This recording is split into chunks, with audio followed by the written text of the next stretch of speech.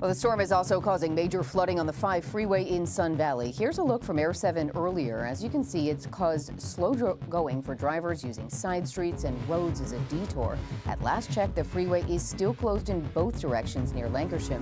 This has been going on for the last several hours now. Scientists are issuing grave warnings as Los Angeles finds itself in the grip of a disaster that has left residents, authorities, and experts reeling. The city, a vast sprawl long celebrated for its sunshine and resilience, has now been engulfed by relentless floodwaters. What began as 3 days of heavy downpours quickly escalated into a catastrophic event, staggering in both scope and impact. Real footage, captured by residents from vehicles and behind rain-streaked windows, shows roads transformed into rivers, neighborhoods battered beyond recognition, and families forced to abandon their homes with little warning. The urgency is unmistakable. This is not merely a case of wetter than normal weather. Each surge has battered the city with a force and unpredictability exceeding anything in recent memory. City streets have been overrun by torrents, traffic signals flicker in sodden darkness, and those on the margins, the people and families living without stable shelter, have borne the brunt as emergency resources are swiftly overwhelmed and encampments are washed from beneath highways and bridges. Overhead, news helicopters document neighborhoods frozen in chaos, traffic halted by massive sinkholes, sewage gushing unchecked from below, and once dependable infrastructure submitting to an unrelenting deluge. Every scene is steeped in emotion, disbelief, panic, and the raw fear of seeing the familiar swept away before your eyes. Reports from Los Angeles County Emergency Operations reveal a metropolis tested to the limits of its preparedness. As evacuation orders multiply, warnings blare from radios and phones, and the storm's advance demonstrates just how vulnerable the city is to severe flooding and its compounding effects.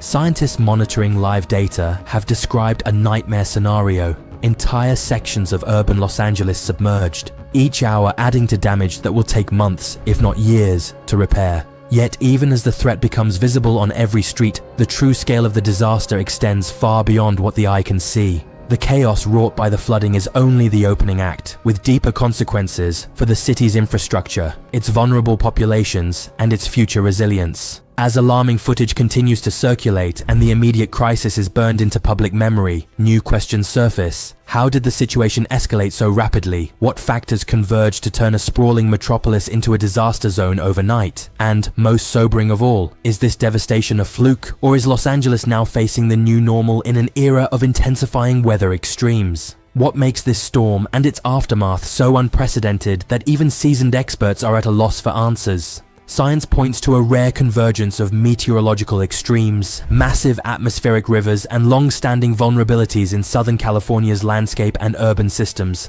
As Dr. Lena Chang, atmospheric physicist at the Pacific Center for Ocean and Atmospheric Research, explains, what we are seeing is not just heavy rain. We are witnessing the relentless effects of sustained atmospheric rivers, soils unable to absorb more moisture, and urban infrastructure pushed far past its design limits. The core of this crisis, catastrophic flooding, a terrifying aftermath, California's storm surge, has forced a reconsideration of what is possible for city life amidst a rapidly changing climate. When the rain first began, most Angelenos could not have anticipated the disaster that lay ahead. Atmospheric rivers, a term familiar to meteorologists but ominous to laypeople, drew moisture from the Pacific and parked over the region, unleashing wave after wave of precipitation. Los Angeles, typically associated with droughts and water restrictions, suddenly found itself inundated. Viral footage spread rapidly, major highways transformed into waterways, cars stranded or swept away, neighborhoods battered by repeated surges, but the most haunting images showed calm moments before the chaos. A driver filming a flooded but seemingly quiet street, unaware of the impending crisis. Every part of Los Angeles felt the effects. Vast expanses of concrete, asphalt, and rooftops left rainwater with few places to go besides storm drains, drains that soon overflowed. Eyewitness videos captured water racing along gutters with enough force to dislodge manhole covers, sending cars and bins into the flow. All over the city, residents desperately laid sandbags, placed boards at doors, and tried improvised defenses against the relentless onslaught. The early warning signs that this was no ordinary storm became impossible to ignore. Atmospheric river events, as Dr. Chang and her team have noted, can transport moisture at an almost unimaginable scale, sometimes rivaling the Amazon River's volume.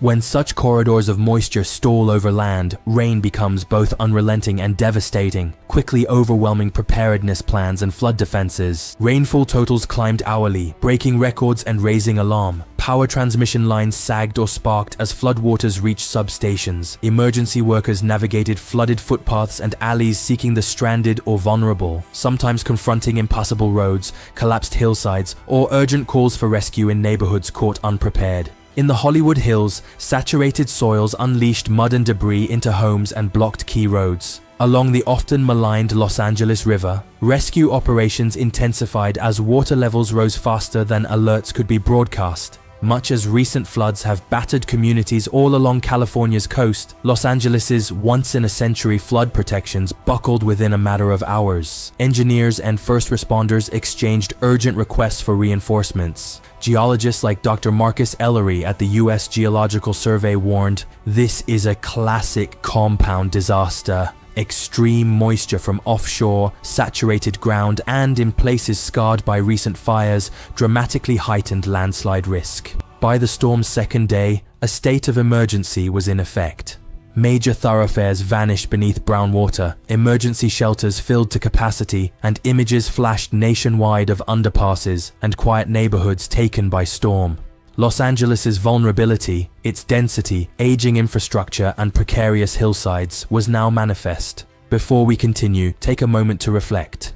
The events unfolding are not distant or abstract. They are remapping daily life, with consequences that will reach all Angelinos. Stay tuned as we cover each vital update in one of the most dramatic crises to strike Los Angeles in generations. As the city endures each new hour, the underlying danger is not just what is seen. It is the hidden interplay of forces now reshaping Los Angeles from within. To truly grasp the depth of this emergency, one must look beneath the surface. The havoc was not produced by rainfall alone. It reflects a rare and destructive collision between atmospheric, geographic, and urban stressors. The hidden anatomy of disaster is traced through Los Angeles' soils, its old infrastructure, and the legacy of both drought and wildfire. For years, Los Angeles benefited from its rain shadow, with the surrounding mountains shielding it from most winter storms. That advantage vanished as atmospheric rivers poured moisture over the city again and again. The same hills that can shelter neighborhoods from winds became vulnerable when their dry, drought-hardened soils could absorb no more. Areas scorched by the January wildfires, stripped of stabilizing vegetation, became treacherous. Mudslides carved new paths through canyons, cascading debris into well-manicured suburbs. The vast urban landscape offered no more safety. The city's rivers and storm channels, built for the mid-20th century's rainfall, reached their limits almost immediately. Live feeds captured water surging over concrete banks, sweeping away dumpsters, playgrounds, and cars. Neighborhoods not previously considered flood-prone found themselves inundated with polluted runoff, surge from storm drains, and residues of oil and chemicals. Sometimes overlooked vulnerabilities further complicated the crisis. Subtle ground subsidence, sections of the city gradually sinking each year, exacerbated by development and water table shifts, became more consequential in low-lying areas. Dr. Ma's research at the Pacific Coastal Research Network draws attention to how normally insignificant micro-subsidence can suddenly boost local flood risk during extreme events. Online, viewers saw water rising block by block, faster and farther inland than any official model had projected. But perhaps most devastating was how past disasters worsened present ones. The scars left by January's wildfires left some hillsides unable to retain soil when the rains came. Neighborhoods that once seemed protected were evacuated in a matter of hours, with mud and rocks surging into homes and streets. As Dr. Ellery told emergency crews, "When we combine ground subsidence, fire-scarred slopes, and this type of precipitation, we get devastating landslides with little forewarning. Each missing layer of soil amplifies the next threat." Thus, the city found itself imperiled by a chain reaction. Record rainfall, surging runoff, mudslides, blocked roads, and more, each disaster feeding the next. For many residents, the time to prepare or even understand the dangers evaporated as each new emergency alert signaled a crisis in the making. This reality prompts a difficult question. Can a city recover when foundational elements, soil, rivers, power, and pipes, are all imperiled? For Los Angeles, that is now the defining challenge. Nothing reveals the scale of the crisis like the lived aftermath, documented by shaken voices and striking images. In the days since the first downpour, videos and photos circulated that mark how the city has been transformed. Highways that once seemed invulnerable became impassable, their concrete lanes submerged and traffic at a standstill. Drone footage from the 405 and 101 freeways showed vehicles half underwater, some abandoned, while drivers waded to safety on foot. The San Fernando Valley saw entire neighborhoods enveloped by feet of water. Sinkholes opened suddenly beneath blocks, damaging gas and water mains. In one widely shared rescue, firefighters carried both children and pets through waist-deep water as power lines sparked overhead. The losses inside homes and businesses are not measured solely by material damage. In affluent areas, water destroyed cherished artwork, family albums, and irreplaceable belongings. But it was the less visible losses in rented rooms and makeshift apartments that cut deepest. People losing all their possessions in hours, left to navigate overflowing shelters and uncertain recoveries. Emergency shelters and food banks experienced a level of need not seen in years, and communities with little prior experience of disaster were suddenly the focus of extensive relief efforts. The raw footage portrays not just panic, but the slow, numbing strain of daily life disrupted. Children gathered beneath donated blankets while school gyms housed entire families. Shopkeepers reopened only to find sewer water returning. Those already unhoused or precariously sheltered found tents and possessions swept away, with few places left to turn. Psychologically, the damage lingers. Residents pore over lost possessions, shifting through photos and debris, absorbing the realization that no neighborhood was beyond this storm's reach. On top of school closures, transit shutdowns, and health concerns from contaminated water, comes the fear.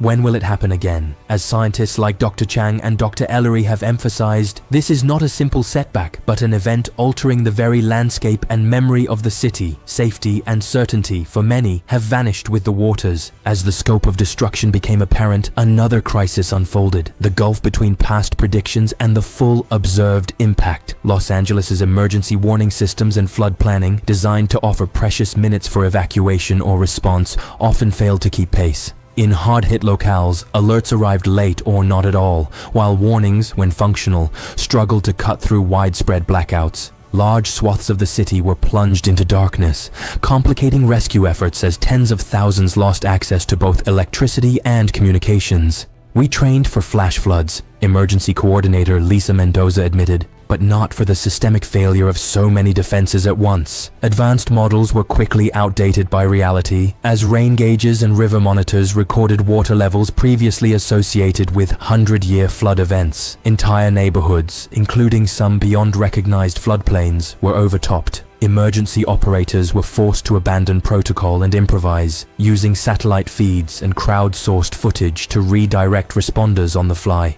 Revisiting the science, researchers point to a rare confluence, a record atmospheric river, amplified by saturated soils from earlier rains, wildfire-exposed hillsides, and the cumulative effects of subsidence. Flood risk maps are dynamic, as Dr. Ma notes, especially in a city where the ground is shifting, infrastructure is aging, and the climate itself is in flux. The margin for error is shrinking. Thus, the disaster's aftermath is measured not just by structures lost or streets destroyed, but by the realization that prior levels of preparedness have been overtaken by new hazards. Many believed their neighborhoods to be safe, but that distinction dissolved beneath the relentless waters. Your experience matters. Comment below if you face the direct impact, as coverage and community exchange become essential in navigating the aftermath. With the floods now beginning to recede, it is apparent that Los Angeles's infrastructure, once a source of civic pride, has been pushed to breaking point. Repair and rebuilding will demand months, if not years.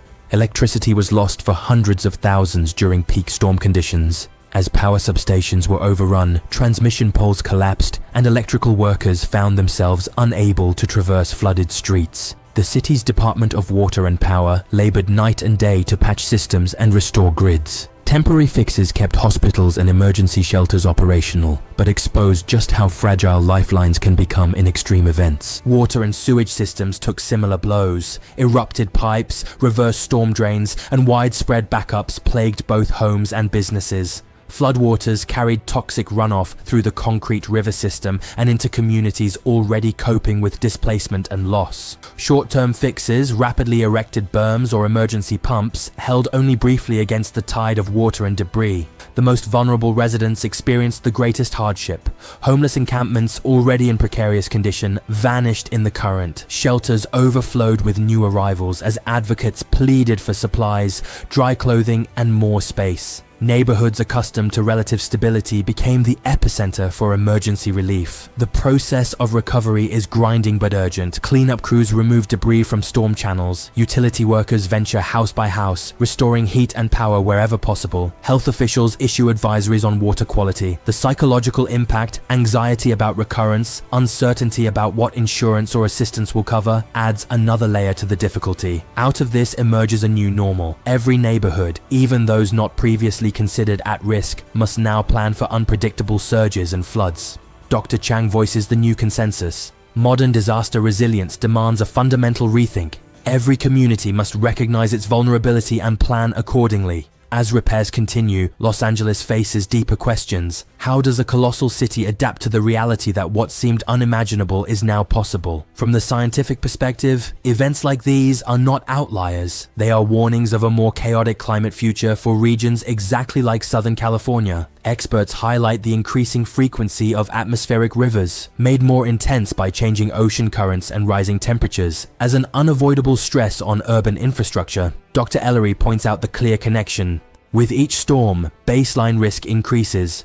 Weaknesses exposed by one event become entry points for the next. These are not isolated events, they are stages in a broader transformation. Adaptation will require systemic changes. That means not just higher flood barriers or stronger pumps, but a more holistic approach, restoring more natural floodplains, replanting hillsides after wildfire, rethinking how and where cities sprawl. The lesson is clear: the most expensive repair is not prevention, but delayed response after catastrophe. Urban planning, emergency communication, and robust public engagement must all evolve to match the new scale of risk. Crucially, adaptation has a social component. Resilience depends on networks of support, clear and trustworthy communication, and ensuring that recovery reaches everyone, not just those with means. Los Angeles's future will be shaped not only by rebuilt infrastructure, but by its capacity for collective adaptation and preparedness. As the focus shifts from triage to long-term planning, one central myth is surely laid to rest: invulnerability. It is gone, replaced by the knowledge that life alongside extremes will require new approaches, greater solidarity, and more flexible systems. As dusk falls on Los Angeles, daily life returns, partly hesitantly. Children play outside makeshift shelters, neighbors share what little they have left, and the work of recovery proceeds. But beneath these routines, questions remain, as do anxieties about the next storm, the next river overflowing, the next impossible flood. For some, survival is victory enough. For others, those without homes, jobs, or a sense of security, the path ahead is obscured and daunting.